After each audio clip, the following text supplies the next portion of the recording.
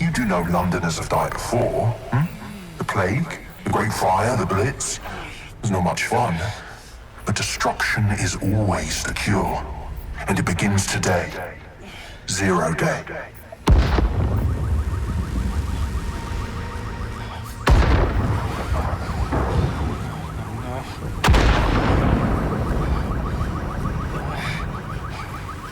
It's time for a hard reset.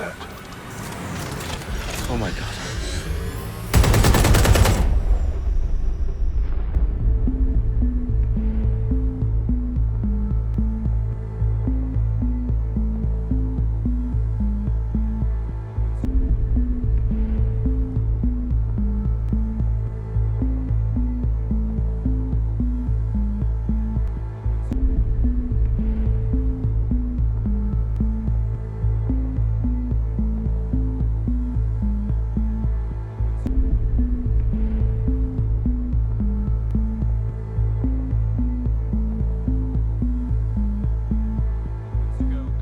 Explosions devastated 3 sites in London.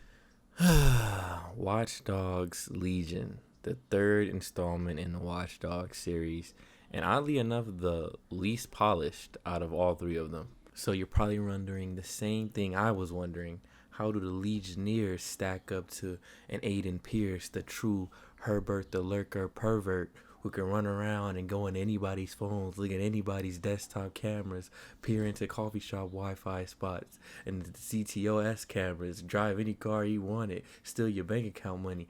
Or how do they stack up to Marcus, who never skipped a fucking second of leg day with all the parkour and running around this nigga does, and hitting people in the genitals with his bolas and jumping down? Look at this shit. Look at this motherfucker jumping down old skyscrapers and shit. How do they stack up to their predecessors? How do they stack up to the legends, the mans, the myth, the legends, Aiden Pierce and Marcus Holloway? Well, I will tell you all ass firsthand, Marcus and Aiden will fold all the Legion niggas. Period, bro. The Legion niggas is garbage. Oh, my mum will love this. Dear God, my eyes. Bagley! Zip up, get to work, and let's never talk about this again.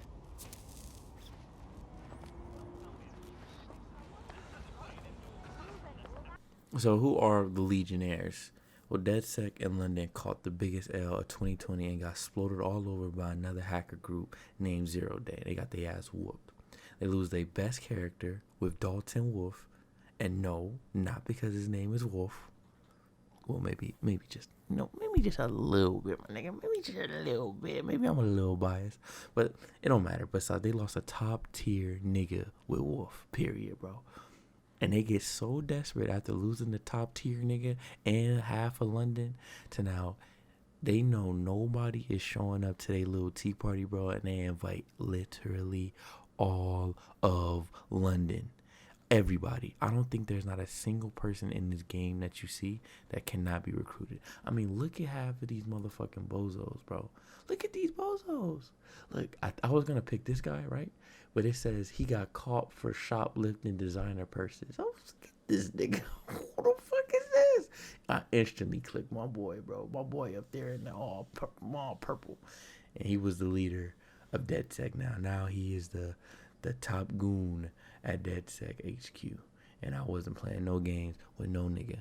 And it's unfortunate because this guy that you pick, he doesn't have any abilities because he's like the starter character. And later on when you get into the game, you find out how valuable abilities are in the game. But they didn't take all the personality out of the game. You still can personalize your character and wow and style on these niggas. They have a bunch of different clothing spots throughout the game. Besides, I think there's a bug with London's best. I think there's a bug with one of the clothing spots in the game where it shows up like 5 times in one shopping district. The only downside to the clothing stores are you can't go inside. All of them are done outside. You put your phone up to like the sign or whatever, and you just shop from outside. I would like it if you could go inside, like in Watch Dogs 1, you can go inside the little stores, go inside little coffee shops. You can do little things that way. I like it more when it's when the game's more immersive that way. It's more, it's a better experience for the player when you can actually go into the stores and actually do these things yourself instead of just, appearing for it on the outside. And if that's the case, then why not have all the clothes just be online or whatever? And I don't have to go to different shops to, find these clothes. I can find these clothes anywhere. You could tuck your shirt in, tuck your shirt out, put your hood on, off. There's a lot of different customizations with clothes and stuff. Like, look at this Buster lady. I just made her look so good at the end of it. But there was one problem that I ran into with the stores, and that's the density of certain stores. Like I said earlier, London's best is everywhere. But right here, I just put up on 2 score lines. They were right next to each other. And when you look on the map, it just says clothing store. It doesn't tell you what clothing store it is. So you can end up getting confused and tricked into walking into another score line or another London's best.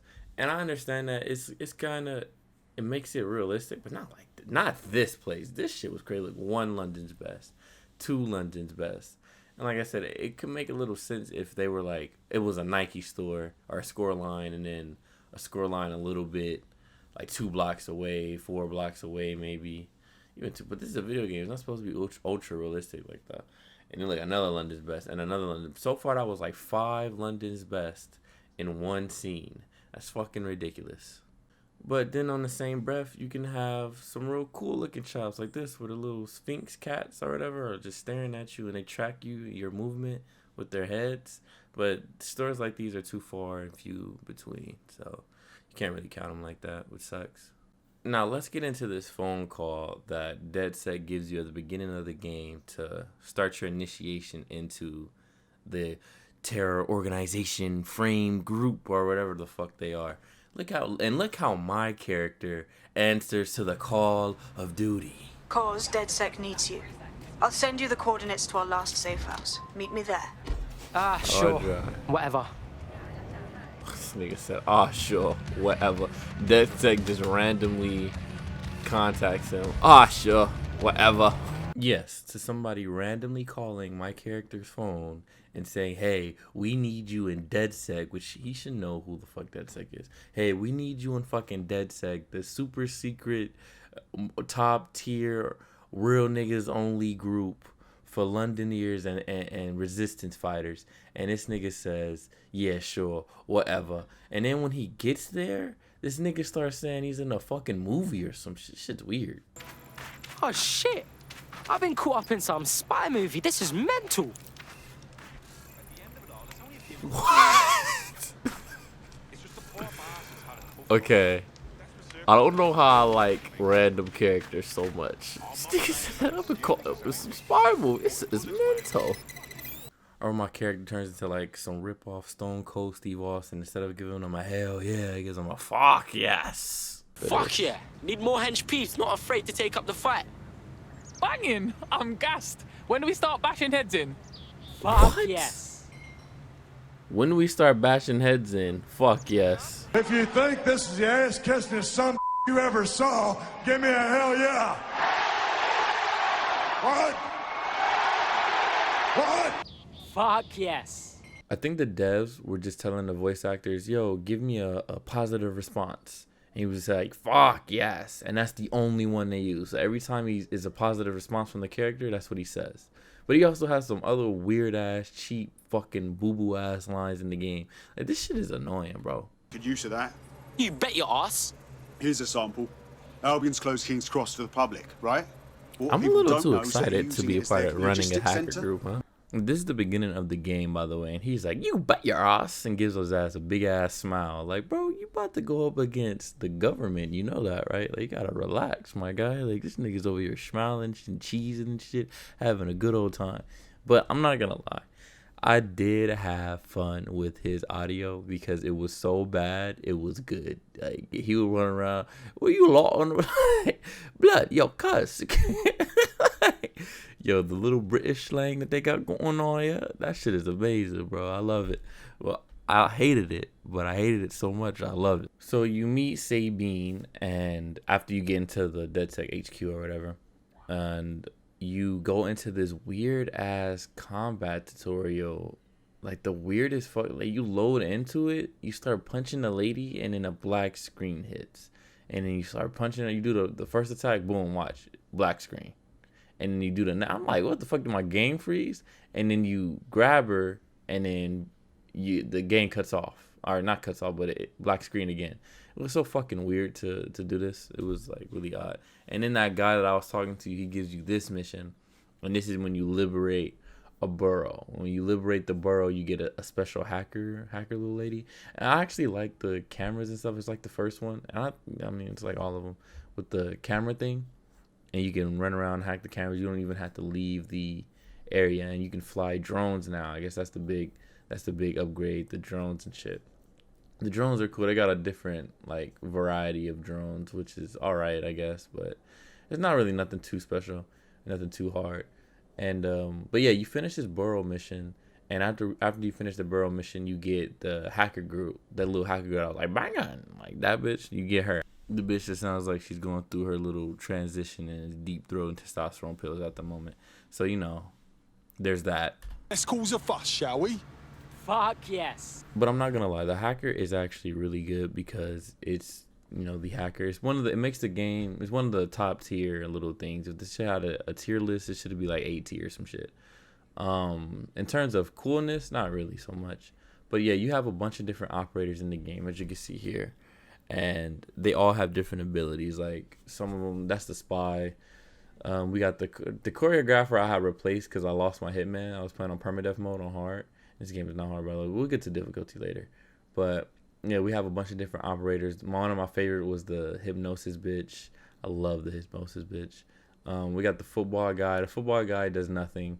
Some of these people actually do nothing. Like the old people, I guess, seem like they would be fun to play with or play as. But no, they were not cool at all. Like they made the game so much slower, and it was just annoying to play as these guys. But you select the character, you load in, and boom, voila, you switched. A recommendation for the next game, if they do something like this again, is to have like the GTA system where you can dynamically just switch your character, and it just takes them like around London or whatever. Like it just switches to them on a different part of London, or not even a different part. You can just have them like next to the character, like just have them pull up on a car, or just be walking or getting off the bus or something. Like the loading screen like kind of broke. It made me not want to switch sometimes dealing with that loading screen, even though I'm playing on PC and my shit's fast as fuck. But yeah, but as you can see, I got the hitman footage up there. That's one of my favorite characters because of the gun takedowns. I also got the spy footage up there, and these are probably two of the cooler characters. Even though the spy is kind of like really top tier, it jams enemies' weapons, and if you pair it with the cloak, it's like invincible. And they got a silenced weapon that you shoot, and enemies don't detect you. I mean, obviously if it's silenced. They have people that control drones. They got drone people. They got some weird ass beekeeper nigga, and my beekeeper died, so I didn't really get any beekeeper gameplay, which was kind of weird. And you don't find any other beekeepers throughout the game either. But yeah, let's talk about the permadeath system. So the permadeath system is good, and your characters could get hurt. Like they can get their ass whooped. Like if I got really lucky here on this part of the game, and boom, I get hit by a shock drone instead of those bullets. If I got hit by those bullets, I would have died. But I got hit with a shock drone instead. So that's cool. And my favorite, like I said, my favorite character got his ass Bob.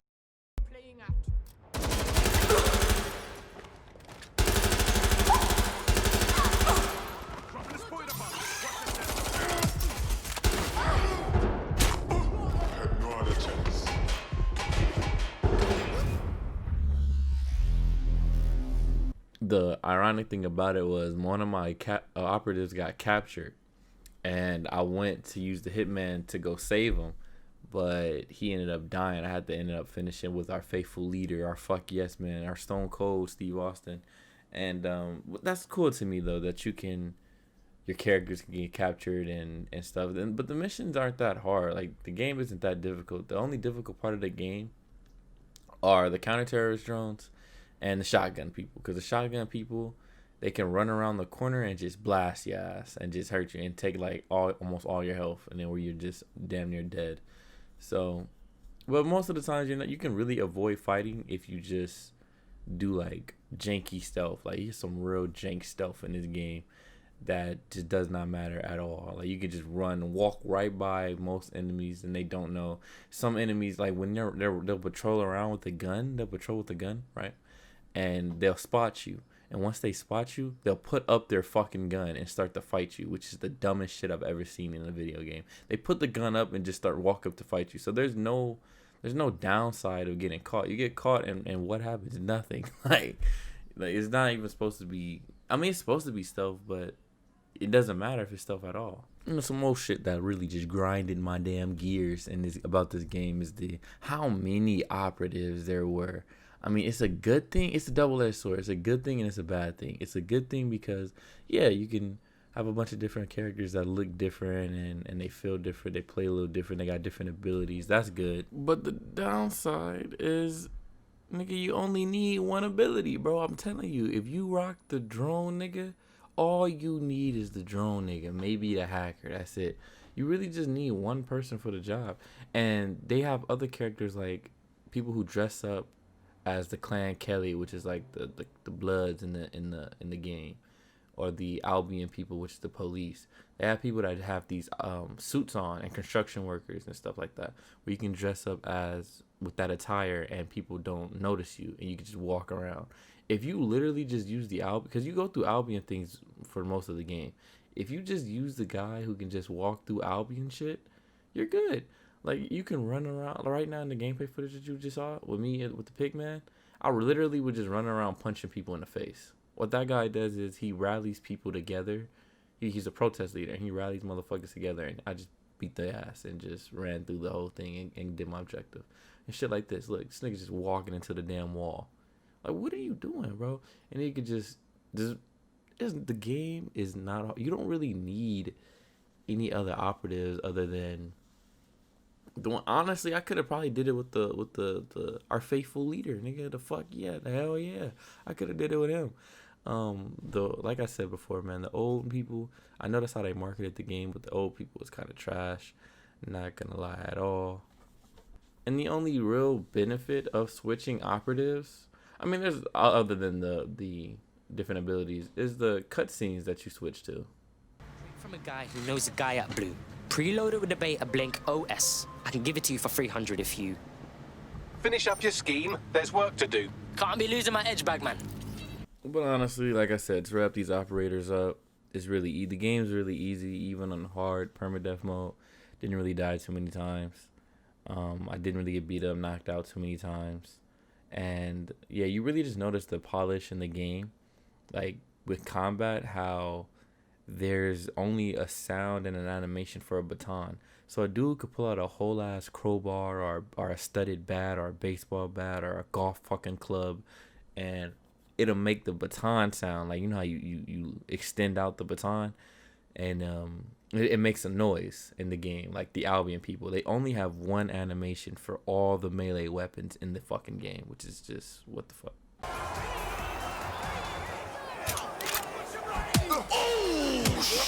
And that's a solid blow there. Or how the combat itself is just really easy. Like, if you played any type of game ever, just X, oh, they're blocking, push Y. Oh, they're about to hit you, push B. And you have a really big window to counterattack people. Or how the game just doesn't let your spider bot pass through certain objects. And this happens, it doesn't happen often, but this happens, it happens enough to where you notice it. So your spider bot can't pass through certain little grates or shit, even though it's wide open and you're supposed to go through this, which is stupid. Or when people just randomly run through doors that nobody else can go through. Like, look at this guy. This guy just runs and darts. He's a police officer, by the way. He should have apprehended me or some shit. He just runs through this fucking door. And I'll go over there later, and you can't go through that door. I was like, what the fuck? You can just go in any building you want? No, you can't. This nigga just ran out, and then he walked his ass right back outside. It's so fucking weird. Also, the voice acting and with a lot of the other operators, it's just really flat. Like, the Indian woman's voice is really fucking flat. Like, it's like what? It's so confusing. Does the name Heath Bolton mean anything to you? No. Didn't think so. Bolton was a small-time player with DedSec Houston until he ratted out the whole cell and fled the country. Now he's in London, and he's willing to sell all of DedSec's secrets to the highest bidder. Shit. Yeah. There aren't any good. Now that I think about it, there isn't any good voice acting in the game at all. Really, like nothing really stood out to where I was like, "Yo, this guy bodied that shit." Like, it's not really anything to really look out for. When you switch off of the characters, they don't lose their clothes, or they don't change their clothes. Like with my leader, I changed his clothes immediately, and this guy got ran over by a fucking bus. But I changed his clothes immediately from this purple shit, and I gave him some, fresh digs. And no, when you switch characters, he stays in the purple shit, which is fucking stupid. But this could be because other people, you can, like I said earlier, you can acquire operatives that have jobs and stuff, like the construction worker or the Albion guy.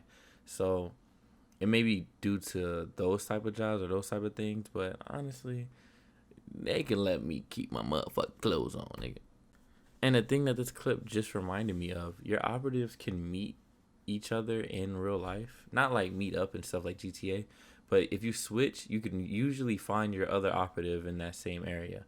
And you can have all your operatives in one area, but they don't say shit to each other. It's like they don't even work for fucking DedSec anymore. It's like they just ignore each other. It's really stupid. Like they could have added some type of mechanic in there where they just say hello. Like, hi, how you doing? Like, they say nothing to each other. They just walk right by. Like, it's really just, it's awkward. Like, it's a lack of polish in the game. And it's just everywhere. Like, it's in the gameplay. It's in the stealth. It's in the combat. It's in the driving. Like, some of the cars don't feel like they have weight. It's in the shooting. The shooting is kind of awkward. The hacking is even awkward at some points. Because I say Watchdogs 1 had the best hacking, honestly. And Watchdogs 2 was like, Watchdogs 1, you could look at niggas' text messages and shit. It was just little weird shit you could do in the game that you really had no business doing. But it was like, oh yeah, this is what a hacker probably would really spend his days doing with his loser ass. Just watching other people's conversations and looking at their little laptop cameras and shit. Like, you could do little weird shit like that. You want to be a little weirdo, bro. Like, come on, why am I not able to look at niggas' messages and shit no more? That's just stupid. Like I said briefly earlier, stealth and difficulty are literally non-existent in this game.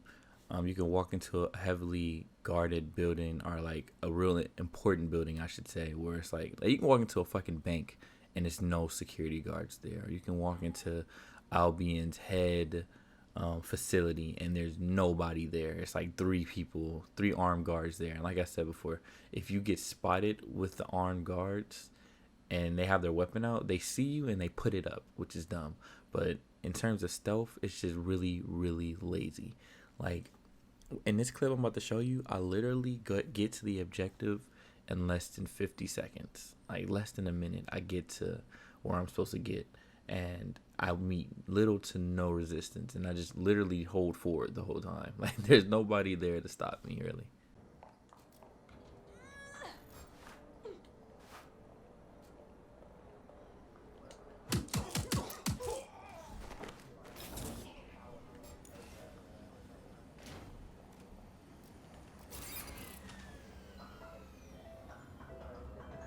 There it is. You can hack in from there.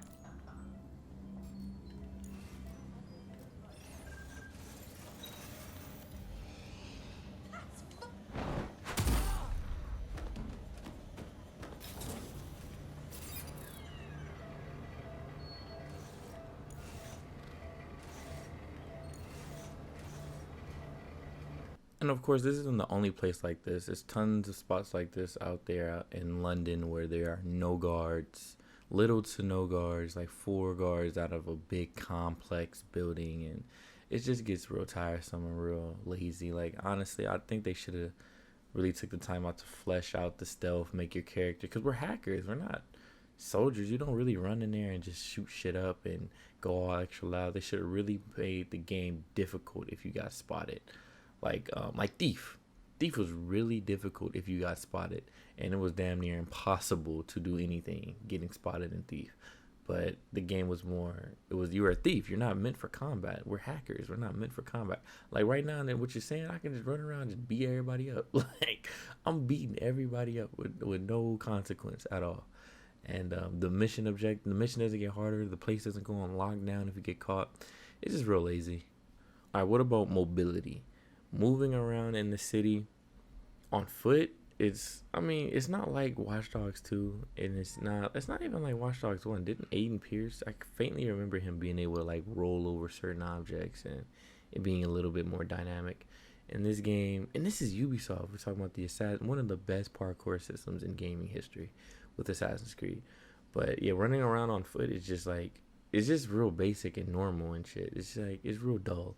And driving isn't really different. These movements seems like a side thing in this game. Like they just thought about it after they developed the game. Just like, oh yeah, we need movement in the fucking game. So cars are, I feel like plastic. I feel little tricycles, little Lego cars. They don't have no weight to them. You smash into another car, it doesn't really feel like you smash into another car.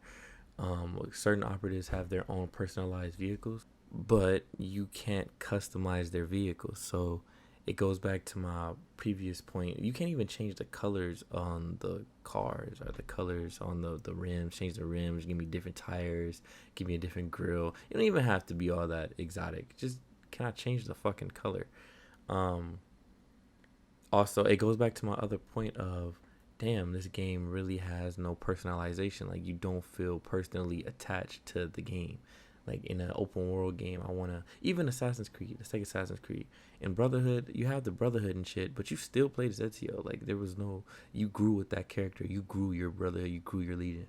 It would be cool if they gave you a character to lead DedSec, and then you can switch off of other characters, but main story missions, you were playing as the leader. That's cool. And if your leader died, then you could switch and have a successor to the leader. And even then, you'll feel a little bit more personalized to the character. In an open world game, I honestly feel like it should be your character, you, versus the big bad open world. Let me take this world on head on, David and Goliath. I want to go and just mash head first into the open world and see what the fuck happens. I want to just see the shit break. I want to conquer the game they set out for me. So honestly, it doesn't feel like that in this game. You're just like another cog in the wheel. That's honestly what it feels like when you're playing Watchdogs Legion. And for instance, they even have people who can be rivals to certain operatives in DedSec. So it could be like a rival to operative Harold Lee or whatever, or fiance to Harold Lee, or best friend or cousin to Harold Lee, lawyer to Harold. Like your operatives basically have a life outside of DedSec is what they're telling you. And in this mission, this operative or this rival took one of my operatives hostage, and they fucking work for Albion or whatever. And I get up there and they arrest her ass. She's supposed to be here. She works for Albion, and they arrested her ass. It made no sense. I'm looking for her. I'm like, okay, this is a rival or whatever. It's interesting because they hated the company, our DedSec, so much that they kidnapped her, my operative. I get up there, and this bitch is in handcuffs. This bitch is in cuffs, bro, and they took her little hacking device, and now I gotta hack some regular ass guard for it. Bro, the game is so broken like this. It's ridiculous. Like, you see so much shit on the streets of London that you're just like, bro, how the fuck did this game pass to be released? Like, it's ridiculous. Okay, but let's get into something I actually like about the game for once. It's not that bad of a game. I know I'm ragging on it, but they could have did more. But the tech points, I like the tech points. I don't like gathering the tech points. It was really boring to get the tech points. They're like ability points, and you run around the city and they're like green little diamonds on the map, and you go and you pick one up. You can get like 10, 15, 20. Anyways, they let you buy tech upgrades, so you can upgrade your drone hacking ability to where you can make the drones betray the Albion people. You can buy weapons with them. You can buy different abilities, which I mean, you're really only using like 2 of them. I mean, some of the abilities work with some of the other operatives, but most of the operatives are gonna run the cloak, the little cloak, or the spider bot. The spider bot is so fucking useful. It's ridiculous how good it is, and those are really the only 2 that people are gonna be using. The tech points are really, it was really good. I like upgrading my I found myself going around the city and just going back and collecting them. It wasn't the most, thrilling of gameplays. It wasn't the most dynamic or interesting. However, I did find myself addicted to just collecting them. Oh, I see him over there. Oh, I gotta go get it. Or I gotta go get it. You feel me like that? I gotta go get it. I gotta go get it. I gotta go get it. I gotta go get it. I gotta go get it. I gotta go get it. I gotta go get it. I gotta go get it. I gotta go get it. I gotta go get it. I gotta go get it. But honestly, I'm about to get into the story, so that'll be the spoiler part of the review. And if you're thinking about picking up Watchdogs Legion full price, do not consider it. Stop thinking right now. Take your brain, unplug that shit, do whatever the fuck you gotta do to not buy this game full price. Buy it at like $30. Actually, they're all supposed to be releasing multiplayer. But who the fuck is gonna be playing that when Cyberpunk comes out? The multiplayer is supposed to be coming out around the time Cyberpunk is, so I don't think anybody's going to be even thinking about Watch Dogs Legion when Cyberpunk is out. And yes, I am doing a review on Cyberpunk because that game seems amazing. It seems good, really good. It's going to take me I think I'm going to do like a real in-depth review. I mean, I'm talking about the bigger, better game. And I should be talking about Watch Dogs Legion. But right now, without anything going in with the story or anything in regards of any spoilers, the game out of a 10... it's like a 6, honestly. With no story at all, I'm not counting the story, it's a 6. And I could probably tell you right now, with the story, it's probably a 7. So it's nothing. It's probably average. Like if you were to get a 60% on your test, I think that's a fail now, honestly, in school. Because in school they started making that a fail. If you were to get like a D on your test, that's what this game is without the story. But with the story, it's a C. It's average at best. So a story, if I recall correctly, I left off in the part where you liberate your first borough.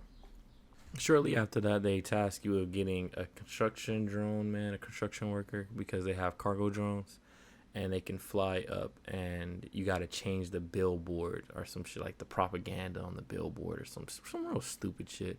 It's real pointless stuff, but it's just to get DedSec's name out there for the people and know that, we're roaring and ready to go again. You're basically starting from scratch again, trying to track down 0 Day because your organization was taken apart in the bombings. So you find some damaged spider bot. It was Dalton Wolf's spider bot, and it has the information needed for 0 Day. You gotta go through this fucking tedious ass mission where you just carry a broken spider bot, which is really slow as fuck and it's annoying. But anyways, you get it out and you decode it, and then it takes you to this other safe house. And after it taking you to another safe house, you find a hacker or a detective lady. She's a fed. She's something. She wasn't really that interesting, but you find her. Inspector Caitlin Lau, video log. Clan Kelly and Albion are teamed up on some deal. I don't have all the details, but it looks to be human trafficking. The European Processing Center is the Albion angle. Since the bombings, they can grab anyone off the street. Call them illegal immigrants, potential DedSec insurgents, whatever. Though we know who the real danger is. So, Clan Kelly gets hold of these people, these immigrants, deportees, victims, really, and they're taking them somewhere. But where and what? There we go. Inspector Caitlin Lau. Now, Caitlin Lau is she's an ex-fucking Albion detective or whatever, and she was investigating the group Clan Kelly, the militia, the guerrilla militia of the game, and while investigating her, I believe she got ratted out, or Clan Kelly paid off the cops, got her fired, or some shit like that, because she was interrogating the head goon, and then she said, yeah, we're gonna see if you had that job for any time longer. So now she out there camping out with a small team of inspectors to keep going with the mission and trying to bring Clan Kelly to justice. So now you're tasked with finding Caitlin Lau and her whereabouts because she went missing, and it turns out she's at some Clan Kelly little base, and when we get there, we find out that they're implanting chips in the people's brain, and controlling them as slaves. And if they don't, the way they're controlling them as slaves is if you disobey the orders, the chip blows up. It's a good ass way of controlling niggas. I mean, if you disobey the orders, that shit blows up. So I mean, they're stuck there and they can't do anything. So I think it either blows up or it fries their brain. I believe it fries their brain because blowing up would just be too graphic for video games. But yeah, it kills you if you fuck up.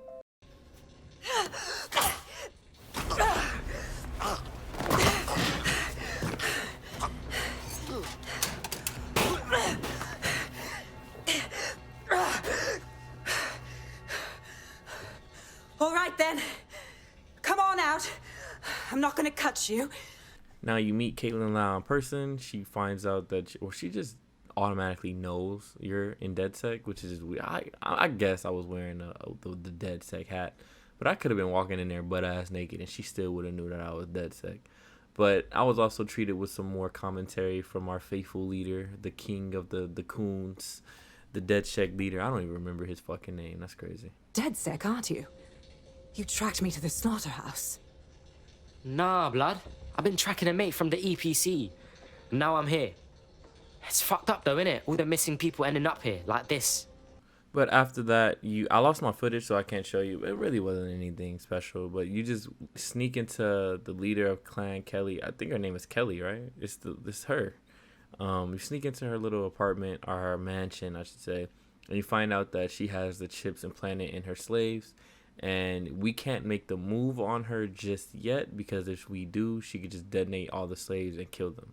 So that whole arc is basically put on the back line. We can't save the slaves yet because of Clan Kelly having control of them with the chip. We have to basically hack and override the chip first, and then we can go and get Clan Kelly.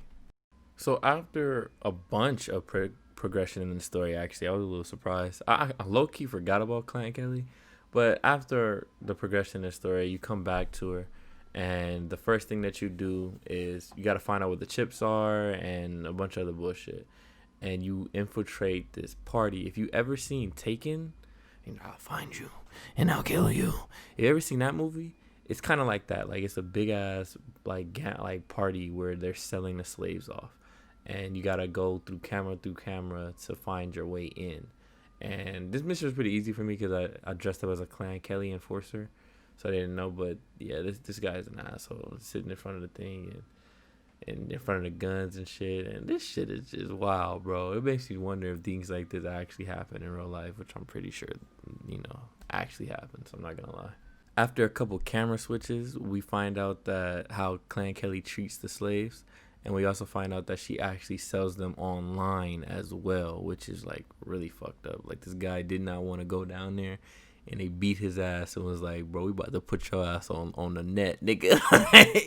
Shit cold, bro. These niggas is ruthless. They savage. I don't want to do this. Please. Get your fucking ass up. Fucking miserable. There's no way this bastard will sell. The buyers expect high quality stuff. All right then, get him downstairs. We'll update the catalogue and put his stats online. No, I'm sorry. I'll do what you say. Don't take me there, no! Shut the fuck up!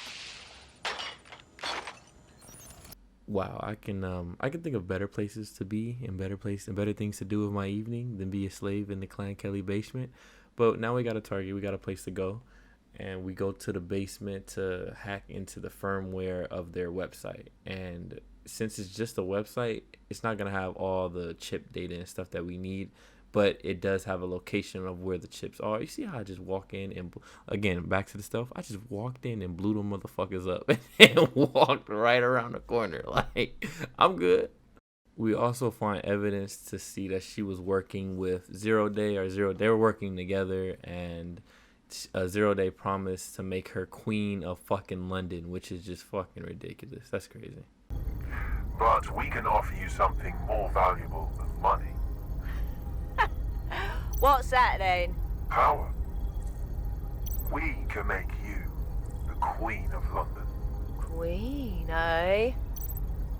A queen is sovereign, autonomous, unchecked. Release our shipment, and London will be yours to rule.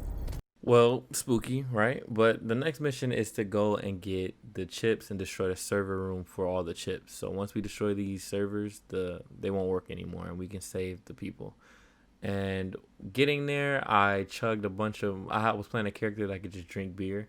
So I just drank a whole bunch of fucking beer and did the whole mission drunk because why not? The game's easy as hell anyway.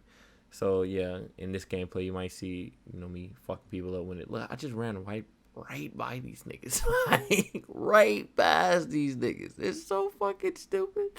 Like, bye, nigga. Like, all right, see ya. Hey, okay. Get to the server room, you blow everything up, and the last thing we need to do now is go to Clan Kelly's mansion once again and kill her. Another thing I'll say about this mission is I thought all of these things were gonna, I thought the whole building was gonna explode, so I ran my ass out. So I didn't get a real good shot of the servers trying, but they just short circuited. It wasn't nothing like too special or anything like that. But yeah, the next thing is go to Clan Kelly and get her. We're supposed to arrest her and apprehend her. However, things don't go quite as planned. One thing I'll say about the mansion mission is it was pretty unique. It was pretty fun. Like, as you go through the mission, you see Clan Kelly getting like revolted on by the slaves and getting her ass beat. So she locks herself in a room and they kill like her right hand man and stuff. And it's actually a really good little mission.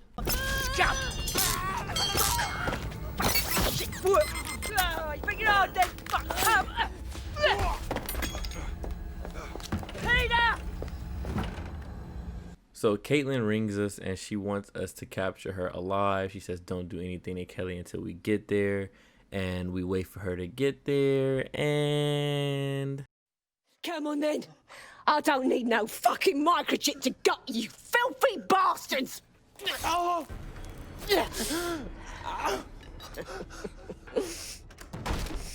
DedSec is it?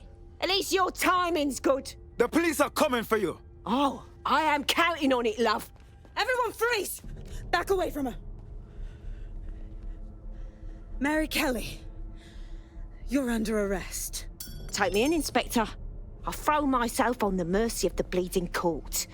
But don't plan on me staying around very long. You lot! I gave you purpose when this city spit you out! We'll be seeing each other again very soon. Stop! You don't think she's gonna let you scum take her white whale?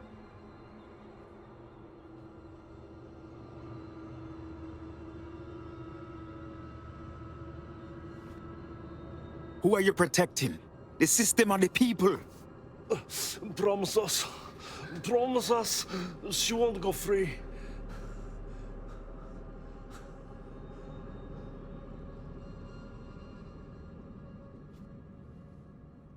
And she just lets the people beat the fuck out of her.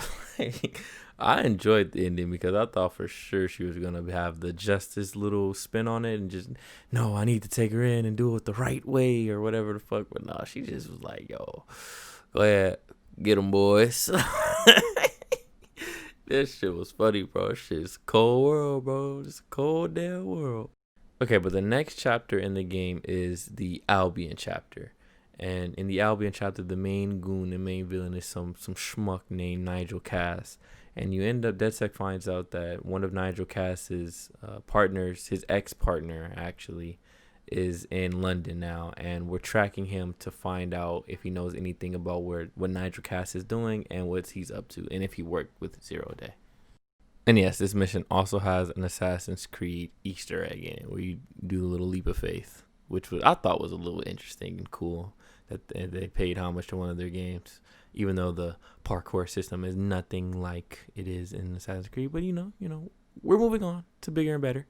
So we get into the apartment and it's a real ass nigga in there, like a whole ass black man. And that nigga is paranoid, just like a black man.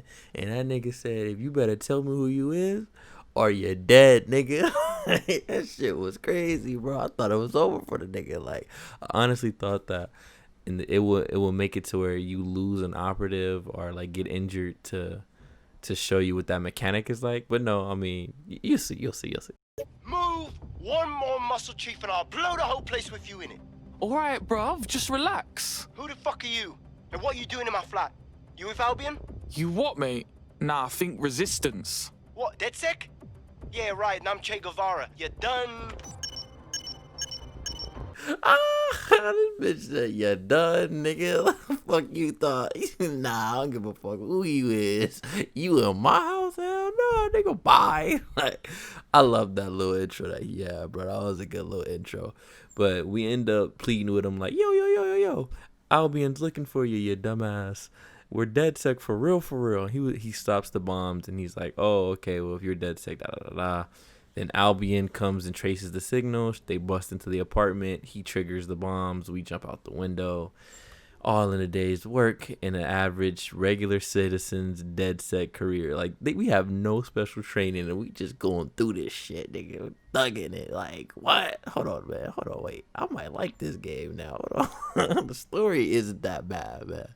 So my guy Hamish gives us intel on Nigel Cass, and Nigel Cass kind of reminds me of like Elon Musk. He's apparently a big super genius, and he's also a little sick and fucked in the head. But he wasn't always like that. He wanted to really help people. That's why Hamish got on board. He really wanted to help people. He really wanted to change the world.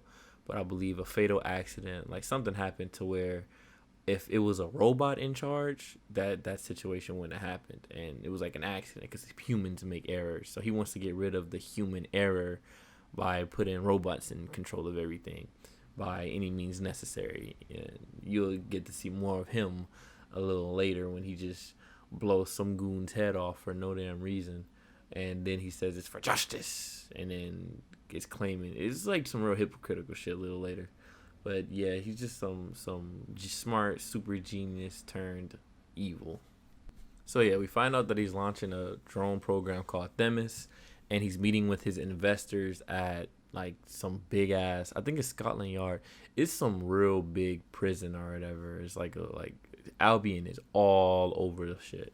And it's like one of the only heavily guarded areas in the whole damn game. So you need to pick an Albion person with a suit to get in. Not like a suit, literally, like suit and tie, but like an outfit to get in. And you look how easy it is to just distract. That nigga sees me and is like, huh? What the fuck is that? Oh, wait, I got a text message. But anyways, enough about the stealth. We get in and we try to crash his meeting. But first we got to download some key. We get into the key. We get the key and then we get into the room and then we're able to hack into the cameras of the meeting, and now we get to meet Nigel. We didn't get to meet him, but we get introduced into Nigel Cass for the first time in the game. His passion and his dedication. Let's talk ethics. Well, for one, Themis goes far beyond Albion's mandate. We really should have more government consultation. I see. Delay the launch, so that we can debate and assess the details. We're missing the human element here.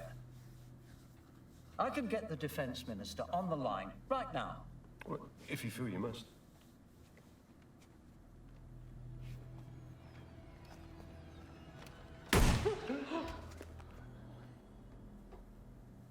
It's the human element that got us into this. It's a little fucked up because my guy had a literal, like, good answer to that. He was like, yo, why don't we just get... He didn't say no. He just like, yo, let's just get the guy on the line so we can get approval from the fucking government.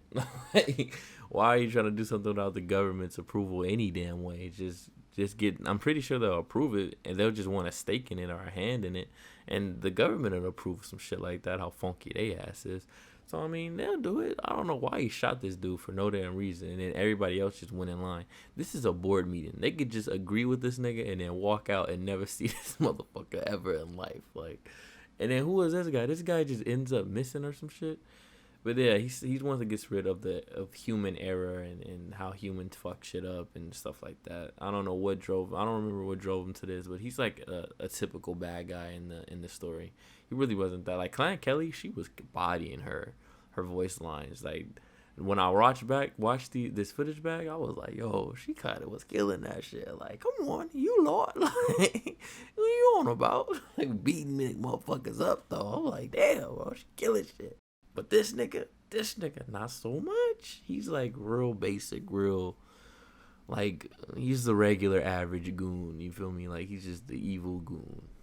So after about 30 minutes of go here and figure this out and find out where that is, and go here and figure that out and find out where this is and figure out what that and this do and how they correlate, you finally get access to his micro drones and you fly them into his big mainframe Themis computer, and you basically destroy the computer from the inside out. This is a cool little drone mission. There are a couple of drone missions like this, but this was probably the coolest one because it's like a really it's like a micro drone, and you're really flying through like his computer and stuff.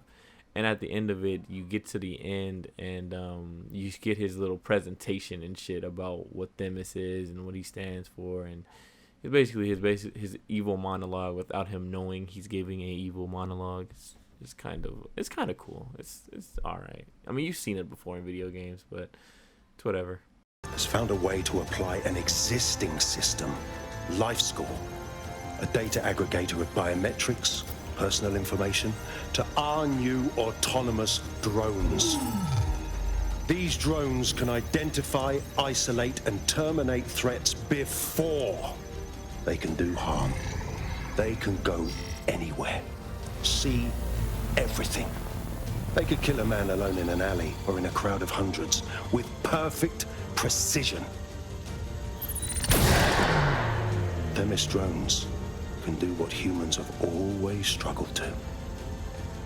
Act immediately and decisively. And you see exactly how serious I took that bozo. That nigga was a clown. But next thing you do in the mission was in his arc, you go to the launch site of Themis. Now, we already destroyed the server, and we already did a bunch of other hootenanny, but we gotta actually go to the launch of the drones.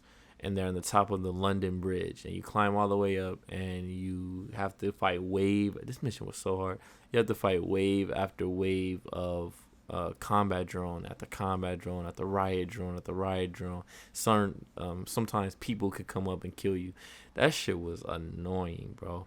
But I used my my drone specialist, my drone flyer, to do the mission, which can hack drones, and it has a faster cooldown ability. So it goes to operator system working in handy for you. And we did end up destroying or putting a virus to Themis. And the last part is actually confronting Nigel Cass in person and killing him in person, and actually killing him. Actually, that's a first for DedSec. They don't do shit like that. Wait, there's actually one thing that I forgot, bro.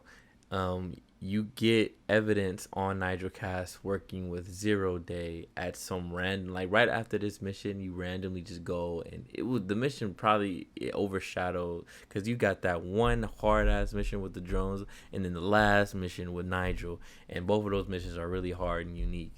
And in the middle is this fuckery. He's a fool. This whole city, this whole country's collapsing. The military's held together with duct tape. Police are running scared. Someone has to save the people, Nigel. Someone strong.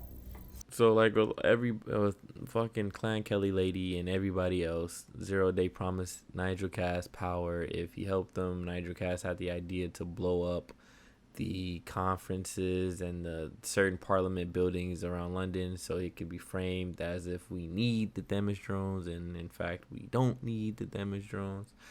And yeah, it was just really bad. We get this evidence, and then we release it to the people. The people start to hate Nigel, and now, I promise, now it's time to go after this fuck nigga, Nigel Cass. We about to put this nigga in a cast.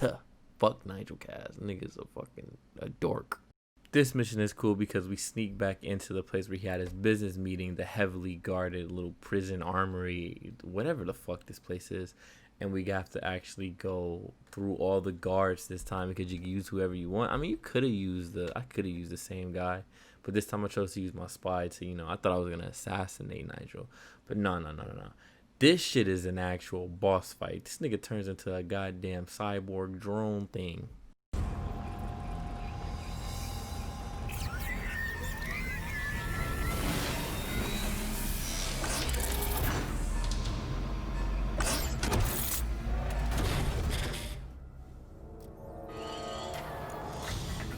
equipped with its own personal health bar. I mean, everything has a health bar, but you get what I mean.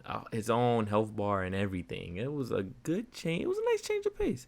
Fighting regular people after regular person after regular drone to now it's an actual boss fight. And to beat this boss, you have to hack into its servers and release its coolant things. And when the coolant things pop out, you shoot it and it does damage. And then Nigel pops out. And he's walking around in big body armor, and then you basically just slaughter his ass because, I mean, yeah, he's a little ass human nigga with human errors with his garbage ass.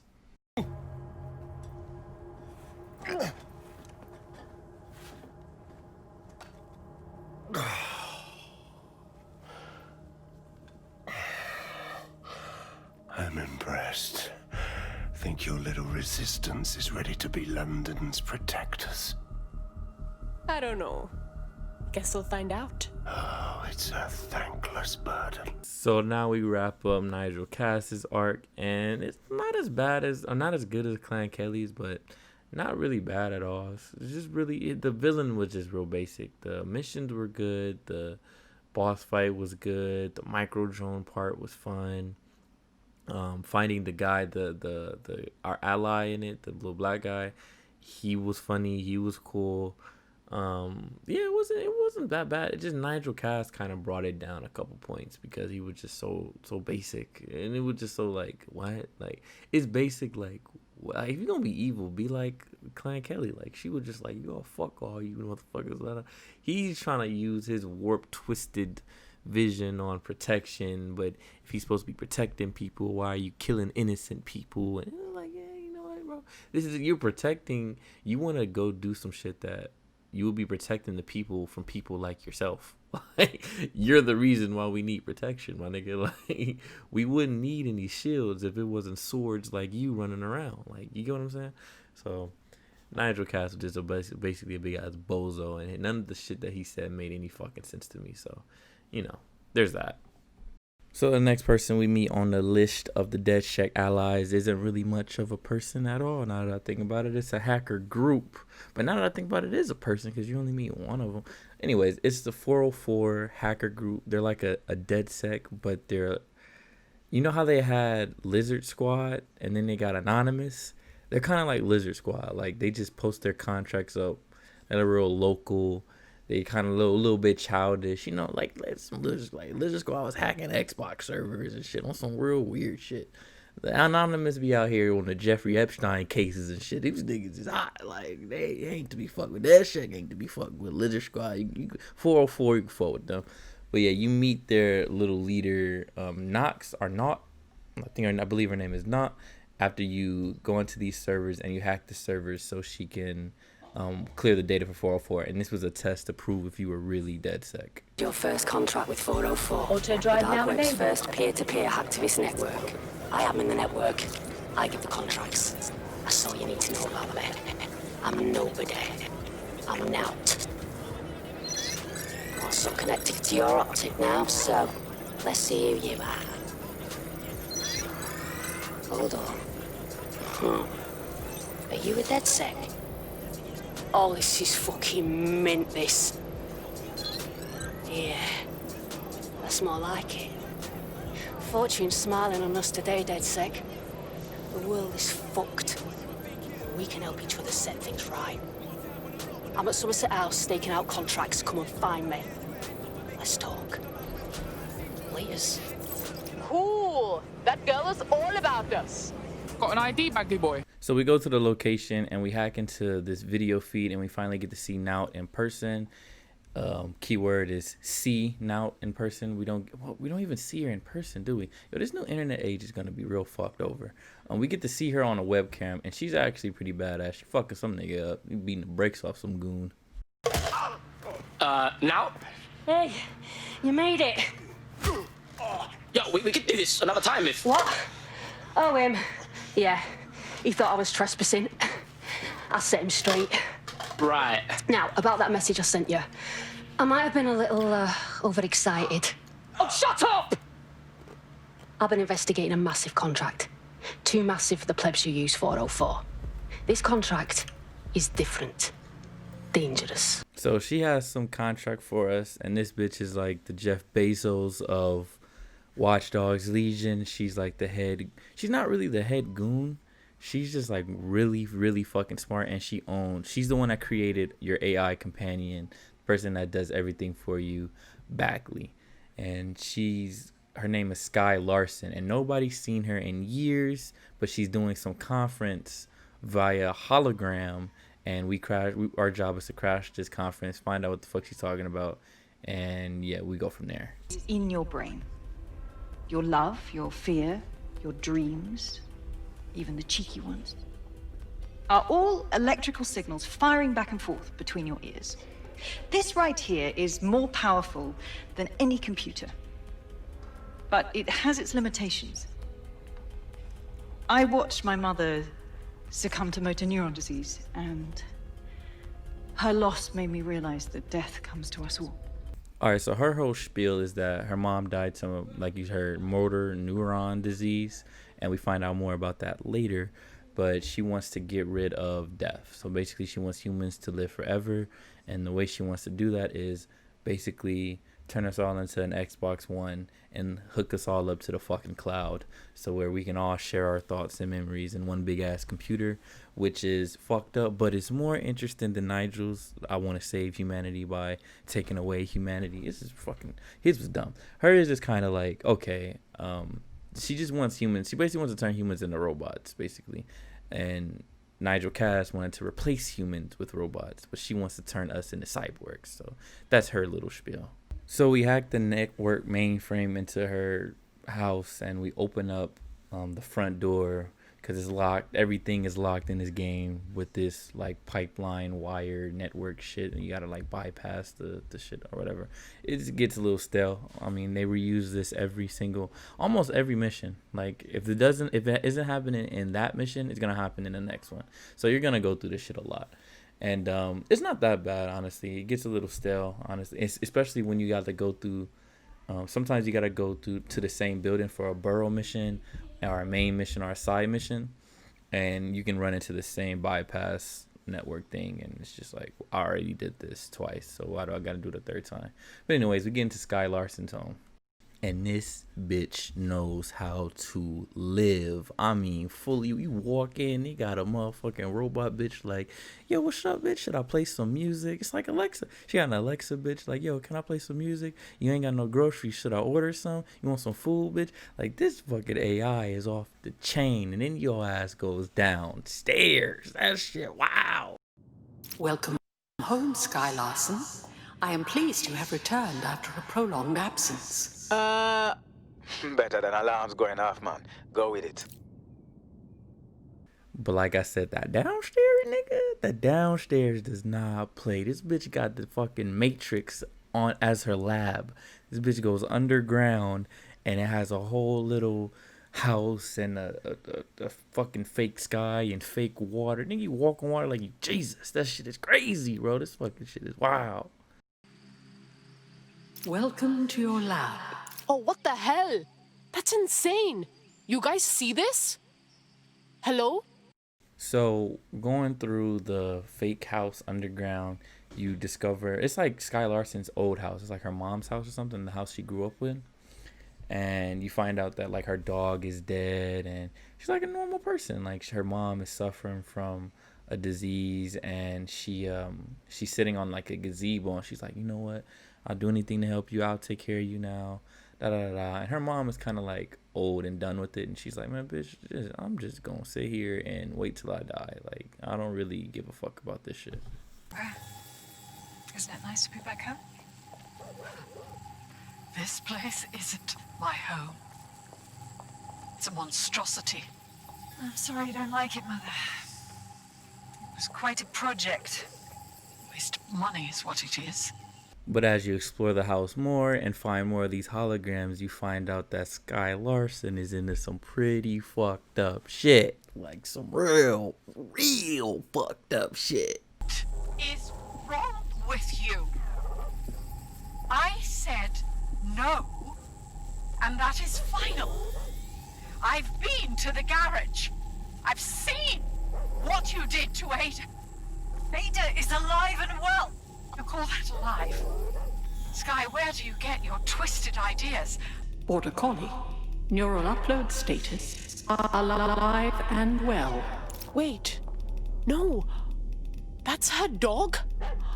What kind of disgusting, evil, heartless psychopath could do that to... So you find out the homie Sky took the homie Ada and turned her ass into a damn spider bot, bruh. Like, the world is fucking crazy in this Legion shit, bro. I don't know if I can do it.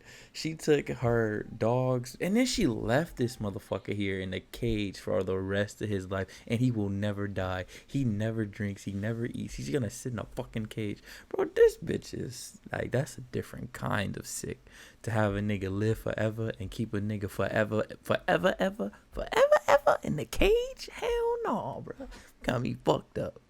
But I guess if you're not paying attention, because I'm rewatching the clips and they kind of making it seem like Sky is a good person, because if you're not paying attention at all, like if you are playing the game with no sound on, if your TV is just went dark and you just playing the game and you just hitting the shits, then you're gonna probably come out and be like, yo, Sky isn't that bad, because the game offers you a different choice at the end, which is refreshing, but also like your character gives like little voice cues that she was like, oh, I mean, for a young psychopath, her room seems normal and actually quite boring, and you find little notes hidden around her house like she was a normal person. And so she had like a robotics trophy that somebody had broke by accident. You find pictures of her mom or dad, drawings that she did as a child. You see a bunch of like weird shit that makes you want to sympathize with her, almost like kind of how they did in what's that game, The Last of Us. It's kind of like that, exactly how they did it in The Last of Us 2. They made you sympathize with the buff neck bitch or whatever her name is, Abby. Yeah, Abigail. They made you sympathize with Abby. But anyways, you go around the house finding out little tidbits about her life, and we find out that her mom was really sick. She made her mom go to sleep, and she did the operation anyway. It was like we don't find out what the operation is until we get to the garage, but we know that her mom was really, really against it. And Sky had put her to sleep with some sedative, and she took her to the basement. We go through all of these, like, I don't know what they're all, like memories, I want to call them. Like I don't know how they're here. Oh, now that I think about it, okay, I'll explain how they're there when we get to the basement. But yeah, we find a bunch of codes around the house, and we get to the basement, and then we find what the fuck she's been doing in the motherfucking basement, which is also very sickening. Neural mapping procedure ended at 1327. Sky Larson. Now enter my room. That is a 2-minute post-scan deterioration, which is a significant improvement on the early days. Consider yourself lucky, Mother. Subject ready. Procedure. Subject is 1. Sinead Larson. Activating now. Sky, where am I? I can't see. Subject's lucidity confirms your legacy on the code. The neural map is intact and fully functioning. Subject? We'll begin deleting lines of code now. What? How? Oh my god. You disobeyed me, sweetheart. Please, don't do this to your own mom. Let me die in peace. You never believed in me, Mother. But you'll believe now. I feel ill. Day 12.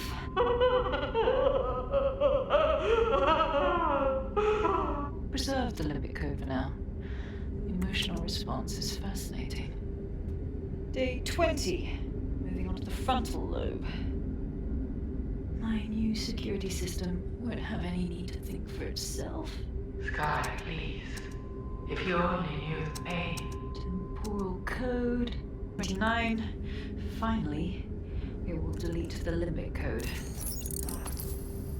How can I be of service, Sky? Turn the light on and off.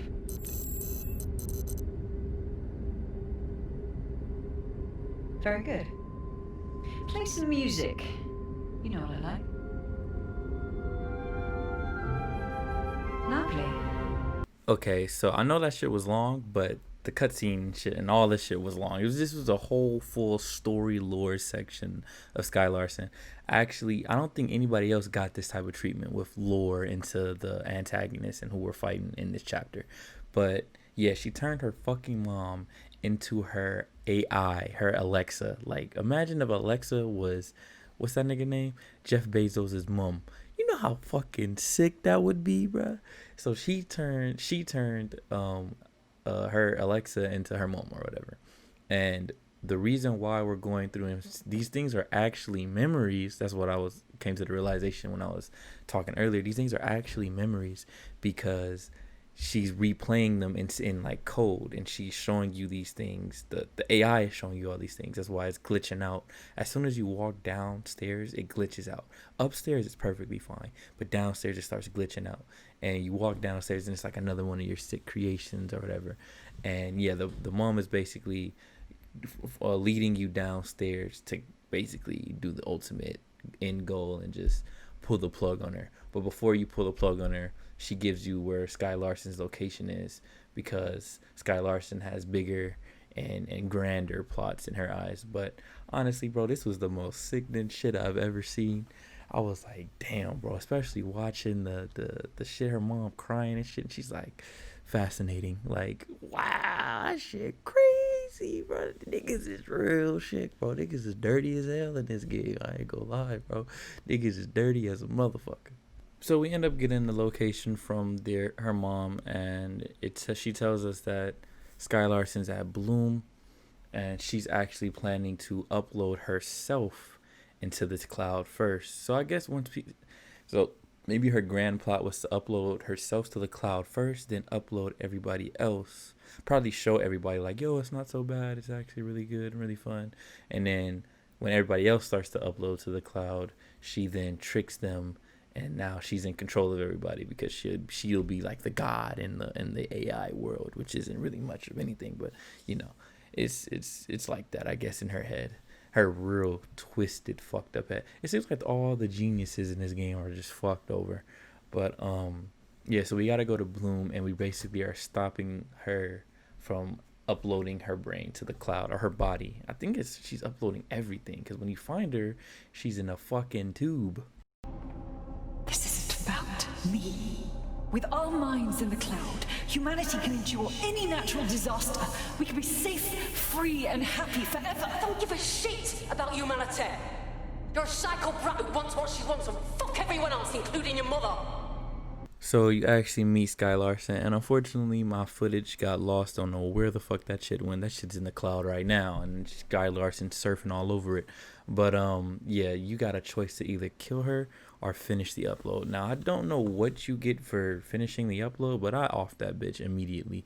And then Bagley says something funny about, now there's nothing left to do but take pictures of the selfie. And I did exactly what this nigga did, and I took pictures with this bitch dead body, bro. I took a couple more though. I took like 3 pics, nigga. Like, fuck that shit. This bitch dead. I'm dancing on the grave. I'm dancing on her little computer chips and her little wires and hard drives and floppy disk all over the floor. I'm tap dancing, clogging on the motherfuckers.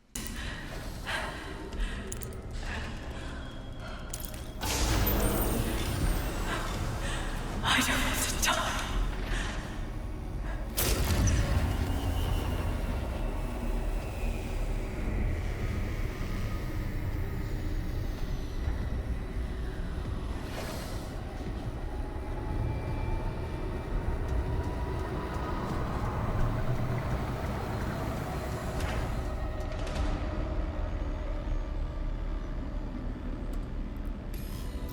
Dead good.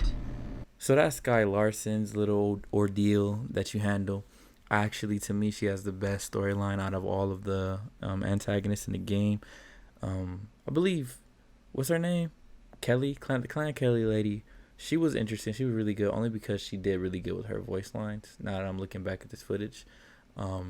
And then the next guy is probably like third best. Nigel Cass is really only the low point in the story. The story is actually pretty good now that I remember going through it again and actually playing it. The gameplay and stuff repetitive. The hacking is a step below its predecessors, its previous games. But the story isn't that bad. It actually talks a lot, hits a lot on corruption stuff. But I'll do a end of the story wrap up at the end of the video. But yeah, she was probably the best antagonist out of the whole game. So yeah, that's saying something. And she was really good, really good, really good. Okay, our next guy is I don't even fucking know this bozo's name. He's like this is our ally too. He's his name is like, he looks like a fucking Eugene, so I'm gonna call his ass Eugene. So we meet Eugene, and Eugene is a real paranoid motherfucker. So we meet up with, but it's unique because he kind of like stands out from everybody else, all the other allies. So we kind of meet him in person. He's the only one that contacts us through a cell phone. It's like a burner phone. He has some girl drop it off at a coffee shop. We pick it up, and he's on the phone, and he's telling us like we followed or blah blah blah and all some other bullshit. And yeah, he tells us to do this mission to prove ourselves or whatever, like most of them do. And then we get a chance to meet him afterwards. On SIRS, and I believe the people who framed you are rogue officers. And loath as I am to say it, DedSec may be my only hope to stop them. Fine, we'll bite. No promises, though. Good. I hid coordinates to a meeting place on a device in that establishment. I didn't mind the fact that he was really cautious and being careful not to get things traced back to him, because a lot of motherfuckers ended like our boy, the nigga that was about to blow us sky high to Kingdom Come, he got his shit traced back. A lot of these people get their shit traced back to him. But even the girl Knock, she was beating up some Albion guy. I mean, she said that she was trespassing. I don't think she was really tracked, but they all get a run in, and it was nice that he was careful enough not to get anything traced back to him. So we head over to the meeting place to find the nigga, and he got his ass captured. They traced it back to his ass too. Even with all that being careful nonsense, the government ain't nothing getting by the motherfucking government, bruh, at all. So, I mean, yeah, so we gotta go to the construction site, rescue his sorry ass, and we actually get to meet, since we go and save him, like, physically, and he's actually tracked up physically, we get to meet our first ally physically before their story arc is complete. Because you get to meet the girl, what's her name? The Clan Kelly lady, Officer Lau, and you get to meet Naut. And I think you get to meet the black guy. They all show up at the safe house at the end of their arcs. So when the arc is finished, they show up at the safe house. And it's cool because they give you side missions to do. Everybody, I think it's no, even the black guy gives you missions. Everybody gives you side missions to do afterwards. I didn't really do too many of the side missions. It was really basic. Go here, hack this, leave. Go there, hack this, leave. And it was at the same places that I was already at. So it really wasn't no point in me doing that shit. And yeah, so we find the contact, and he's all beaten up and bloody. And yeah, we finally meet Eugene. Easy. I'm with DedSec. You called us. Of course. You shouldn't have come here. Now they'll know for sure I've betrayed them. We just saved you, dickhead. No, you've just damned us both. Look, I'll upload the intelligence onto an anonymous FTP.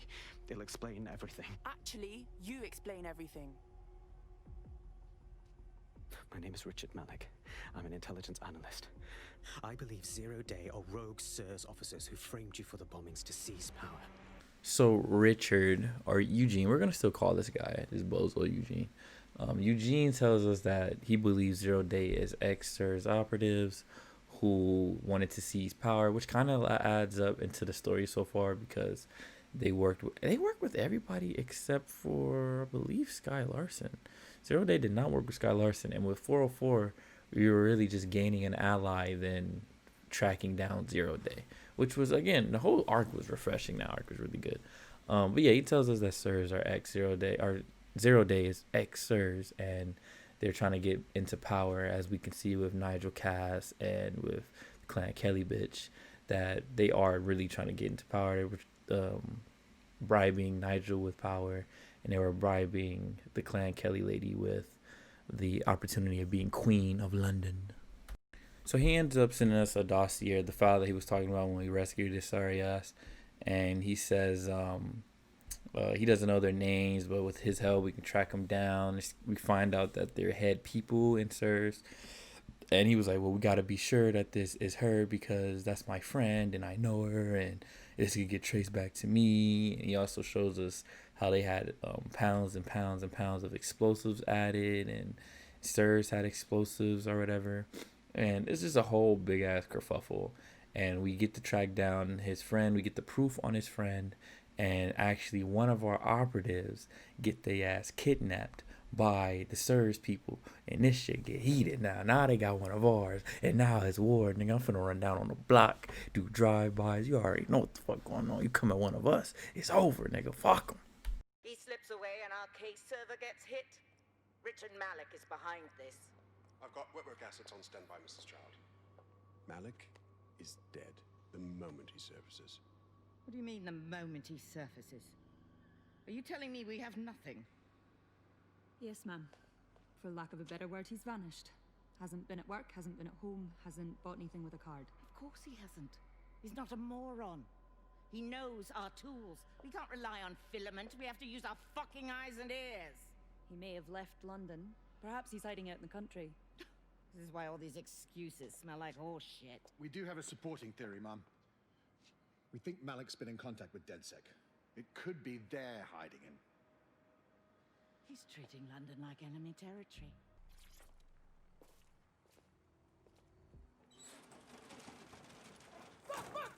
Don't move! Don't! Hands up!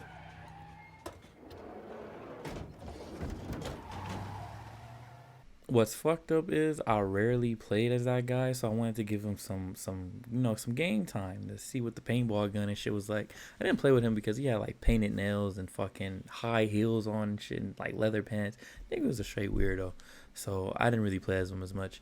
However, as soon as I play as this nigga, he get his ass tossed in the van, bro. Nigga got tricked, bro. Walked over there, taking candy from strangers and shit. So he gets his little ass kidnapped, and then DedSec take it personal now. So we go and try to rescue our guy back, and this is when we find out about the bozo that we've been working with.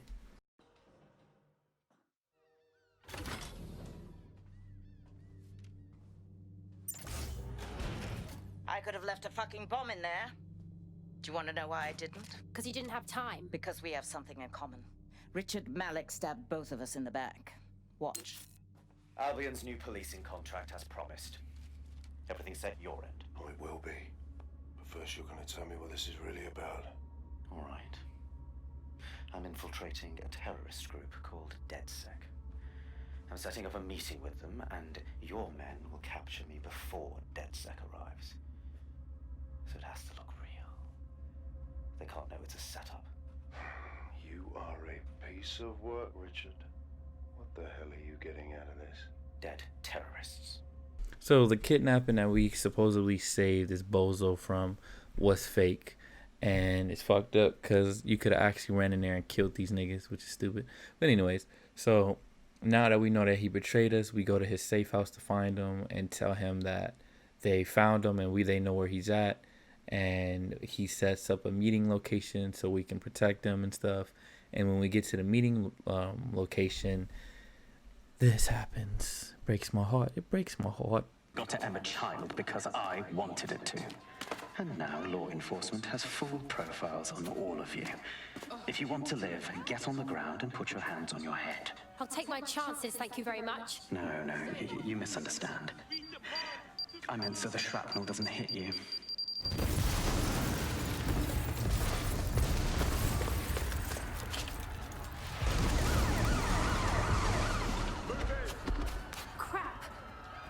So this nigga blows up the lady that we were working with, the head bitch at SIRS, S-I-R-S. And I forgot to mention that she actually gives you your companion back after that last mission. But anyways, he blows up everything, and then we get to the safe house and we find out that he frames DedSec for all the bullshit that happened, which is just some more bullshit that's happening. Vigilance.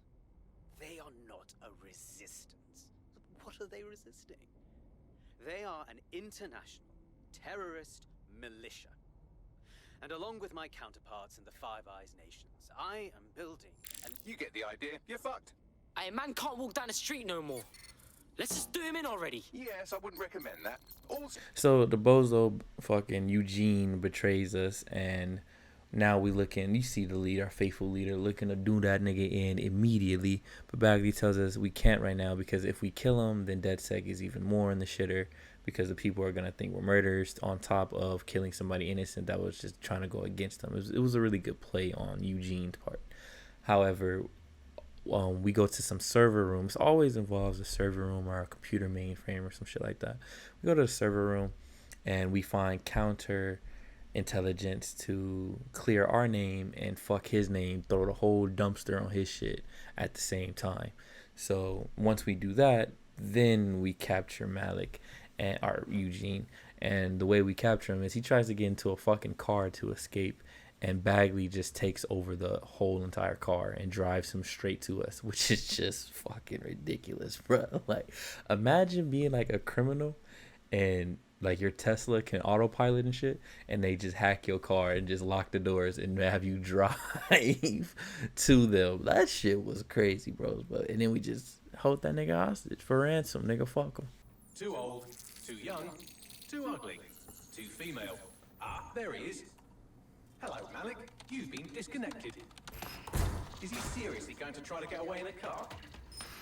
A car connected to the city-spanning network of automated surveillance devices? That... Auto drive now enabled. Fuck! Hello again. You know, for all your scheming, you don't exactly think quickly under pressure. Malik, we know you bombed the embassy, and we know you were behind the bombing at Tone and everywhere else. So you just be straight with me, yeah? earlier bombings. What did you? Oh, God, I've been captured by morons. I didn't do those bombings. I tried to stop those bombings. I am a patriot, and they called me a crank. Even Emma. But that's when I knew that intelligence wasn't enough. To save the Empire, I would need power, and fast. Ah, no. You knew about Zero Day when we met you, cuz. I'm a spy, so yes. So after our faithful leader G checks this motherfucker and interrogates, well, not really interrogates, but just questions him, we find out that he was a spy. He wasn't behind the bombings, and to save, he's kind of like a little Nigel Cass, but to save the Empire, he needed power, and to get power, he assassinates the person in control. And he did this because when he went up to Emma about the bombings, she was just like, well, I can't go off of just information, nigga. I need some real concrete proof. I can't put resources behind your theories. And, yeah. Which, unfortunately, he was correct about it, but it's just not the way you go about business, my nigga.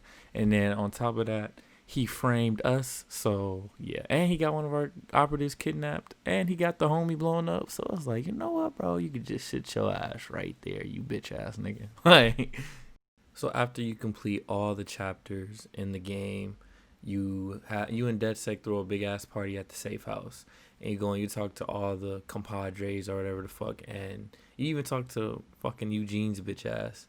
In his little hidey hole, his little cell. I don't know. Oh, they gave his ass. I'm looking at the footage right now. They gave this little nigga a dog bowl to eat out of. This shit is crazy. But yeah, you go talk to the people, and then the final person you talk to is Eugene, and he says, "Oh, if you want to find a mole, you should look within," or some shit like that. And then Bagley tells us to come over to the fucking computer, and some bullshit happens. The fucking laughing. If you've got something to say, just say it. Before I murk you. And spoil my one source of entertainment? I'll give you a hint.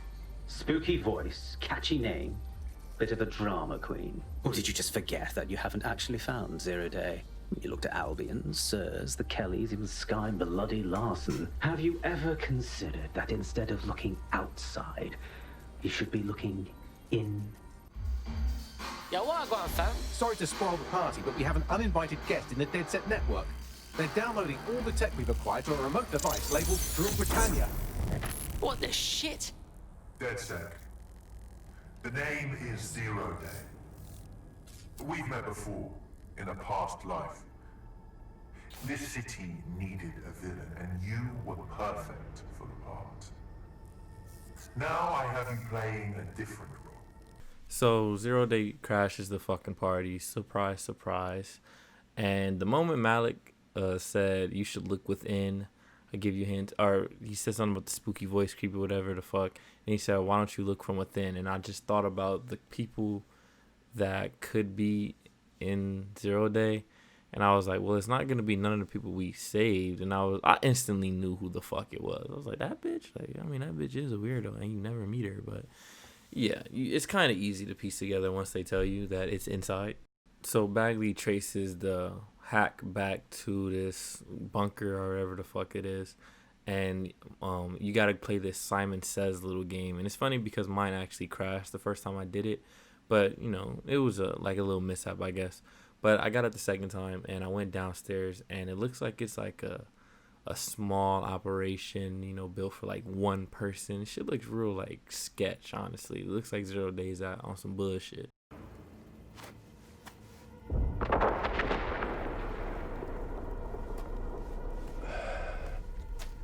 Oh, I do now.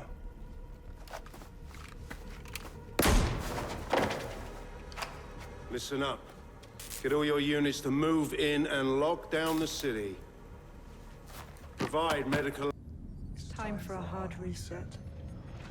Oh my god.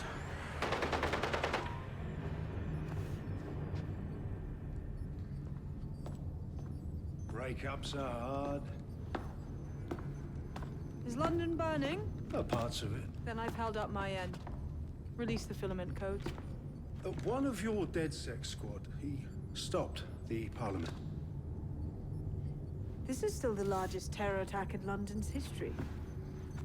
If you can't work with that... Oh, I'll work with it. But the deal is off. Do you know who you're fucking with, Mr. Cass? She's running! Get her! So, yes, it is the freak weirdos of all fucking freak weirdos, Sabine. The person who rebuilt DedSec, took down Nigel Cass, took down...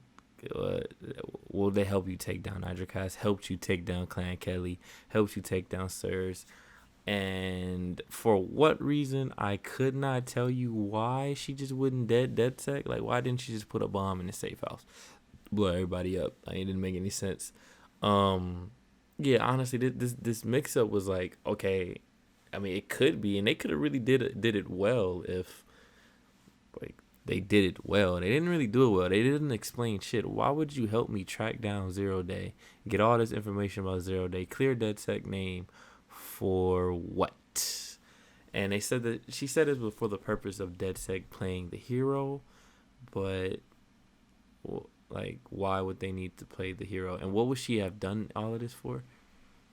Like, none of this shit makes sense. Oh, watching the clip back, now I understand why she did it. We don't understand, but now I know why she did it. She said, it's society's big wipe. So we're so reliant on technology and how people are tracking us and we don't give a fuck, and privacy is non-existent. And basically her idea of getting past all that is showing them how dependent we are on technology by having it turn on them. Which is like the fast way of doing it, I guess. I kind of get that because it's like, it's the shortcut. It's like, well, if you don't see the threat about robots, I'm going to just have all the robots kill you niggas. And then you're going to be like, damn, I don't want no more robots running around. Like, it'll work. It'll work, but it's like, you could do it. It's a cleaner way to do it, and it'll just take more time. But honestly, if you just show people if DedSec kept doing what they were doing and just kept showing people what the fuck they're doing with this technology, then yeah, it'd be a completely different fucking story, and it'd actually work that way. But I mean, I guess she could do it the way she wants to do it. It's quick and easy, and it's, I guess, more entertaining. So she snitches your ass out, has Albion come into the underground 0 Day warehouse, which is just fucking odd because all of your information is down there.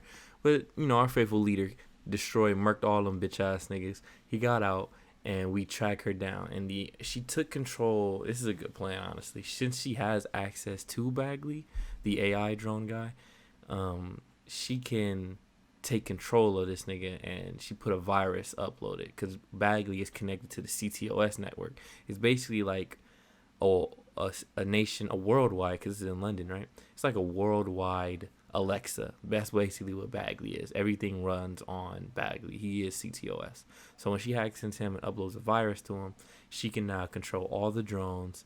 She can control all the cameras, the automated cars, the Themis drones, because some of them got launched up into space, I guess, because when you're running through the city, it's a bunch of just explosions. So the only way to stop her is to shut down Bagley. And to shut down Bagley, we need to do some satellite shit on the building, and that's where we meet Sabine, and then we unlock Bagley. And once you unlock Bagley's like server room by doing this, like you unlock the satellite shit at one location, and then you unlock it at the other location. I kind of get what they were trying to do with the operator system. Like, they made you use 2 of them, probably 2 of your most used operators. So I mean, yeah, it kind of made sense, but it was like but supposedly Bagley, he dies. He's supposed to die, and honestly, it was kind of sad because Bagley was funny. Even though he cracked the joke every single time he spoke, I don't think there was a time he was serious. He's always cracking jokes. But I mean, he was a comedic relief, so it was, heartbreaking to see him go. But honestly, I was like, nigga, if he's an AI, just download a copy of his fucking file and then upload that shit to the base computer. It'll be fine, my nigga. Like, it's certain things that he's limited, where he's not limited to the certain things we're limited to. So honestly, we can be all gravy. But then you find out more about Bagley's story later. But more on that later. But right now, we go to the Bloom Tower to unlock the satellites for Bagley's server room access. Oh, shit! You just can't get enough of me, can you? Or are you just incredibly stupid? Do you want me to access the transmitter while you socialize? Yes! Yes! You're incredibly stupid! Wonderful! I see DedSec hasn't changed his brand. You'll need to stall for time and remain near the transmitter unit. The bag's update is well impressive. Wreaking chaos on that. But how's that fix a fucking thing? Fix? Well, you think we can fix this? What with crypto-anarchism, protesting, doxing? Optics are glorified cattle tags. Albion shoots civilians in broad daylight. Snitching is now a means of survival. No, you skids can't fix anything. We ain't fucking skids. We're DedSec, man. We're watchdogs. We fight back against power-hungry fucks like you. Good against evil. And you're the arbiter of goodness. Let me ask, how many have you killed since DedSec restarted? See? A tiny tweak in your philosophy and we're on the same page. The tower's fins must be collapsed to complete the trace. I cannot initiate this hack, but you can. You saying what I think you're saying? That we should get the band back together again? Oh, sweet, but no. I'm saying I was in denial too. Shackled by their technology, their morality. But my hard reset wipes the slate clean. So we can all start again. I'm sad you won't be around to see it.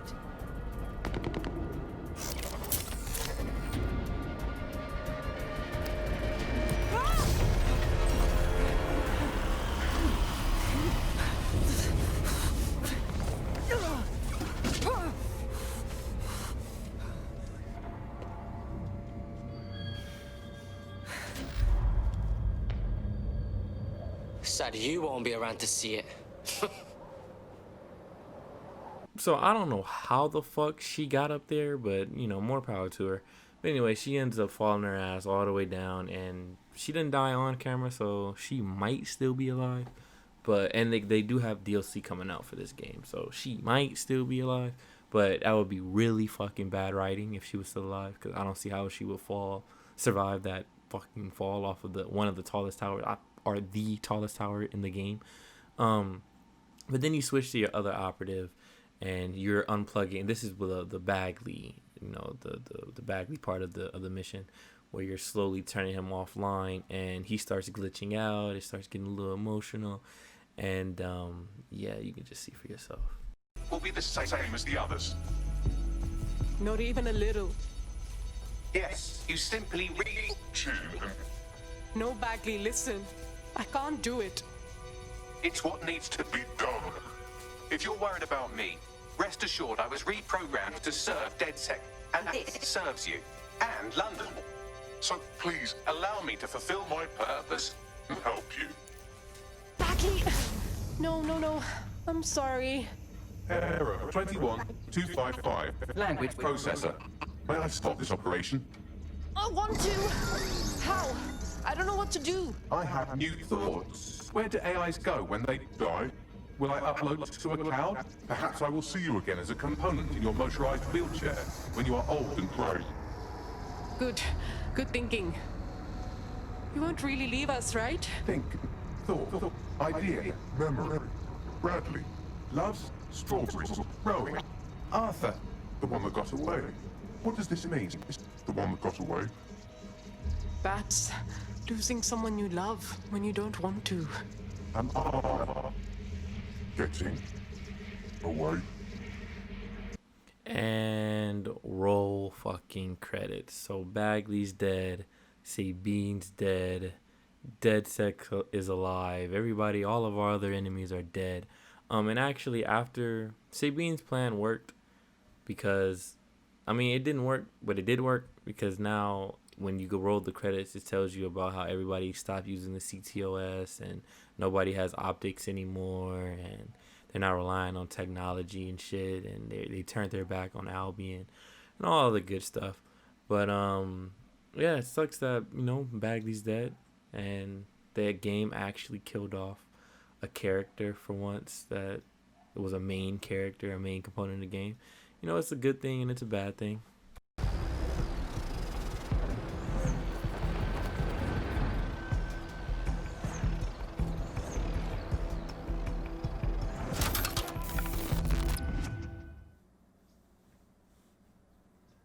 Looks battered, bruv. Take it to our chop shop. Salvage what you can. Don't chop me up! Bags? That you, mate? I'm Bagley, your personal assistant. I make life easier in many ways. If it's fun you're after, there's a wine and cheese expo in Notting Hill tonight. There are several artisan ice cream parlours in the area, and oh my god, is that really what I sound like? Today's forecast calls for 34 Albion assaults, 59 deportation raids, 857 terabytes of personal data stolen, and one resistance group of sulking, whinging, frankly pathetic operatives. May I suggest you quit feeling sorry for yourselves and get back to unfucking London? Bags is back, bruv!